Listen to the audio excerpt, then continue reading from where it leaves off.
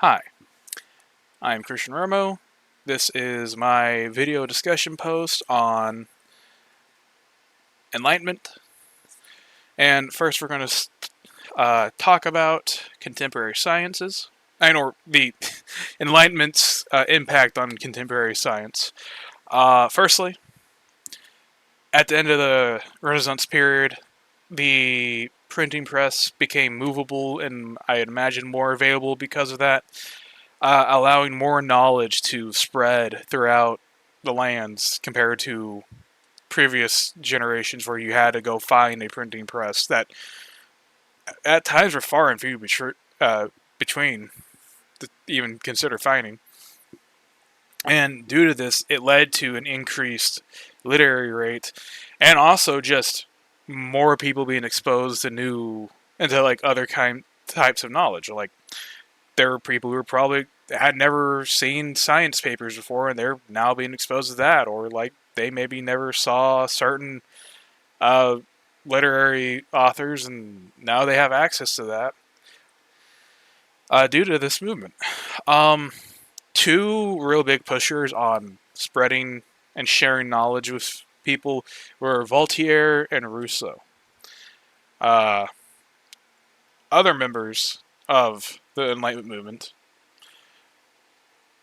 pushed a different message of don't trust the authorities.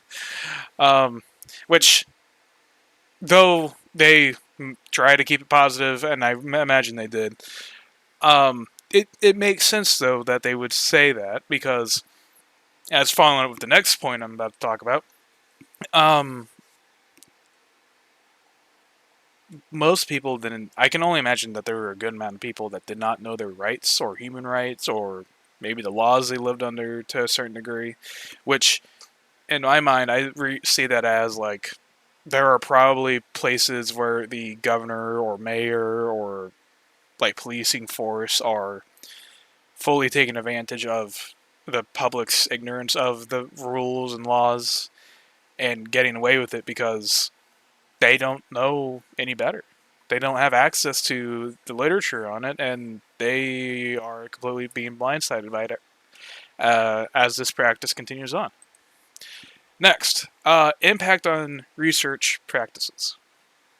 Now, there are three research practices associated with the Enlightenment movement. The first one is rationalism, belief focus on the idea that opinions should be based on reason and knowledge over your senses, which, for example, would be like trying to solve an algebra problem using your tongue. You can't taste the problem, you gotta think it out.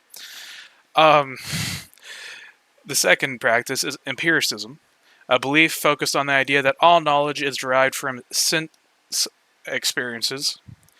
For example, like you could say, you conduct a study on, let's say, evolution, and you're looking at like for example, Charles Darwin's on the Canary Islands. He's noticing different birds, same kind of species, but they're all different, and he's only determining this based off of what he can see from them. He doesn't have a lab to test this. He's just going off of what he can find. Um, then a next study would be transcendentalism. The belief that our sensory experiences of time and space facilitate our perception and reasoning, even though we can reason without direct experience. A study like this might, for example, be like taking a person who's being exposed to like an industrial city, the smog, the air pollution, and all that, and then taking them out to a rural area for a few months and watching them recover and become healthier due to it.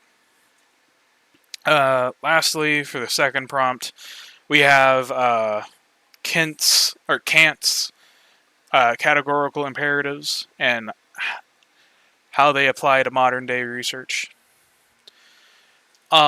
Firstly, there are two laws of morality for Kant. The first one is act only in the way that you can imagine as a universal law. Um, which, for example, means if, yeah, participants or subjects in a study, you need to be honest with them what the study is over. Don't lie to them, even if it is temporary. You should avoid it even more at that rate. The second law is always treat humans as an ends, not a means or instrument, as it states.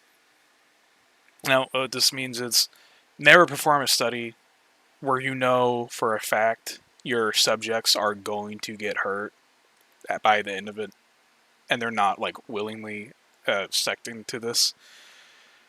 Um, like Zimbardo. No, they knew. Never mind on that one. um, but yeah, no, that is the end of this discussion. Thank you for watching, and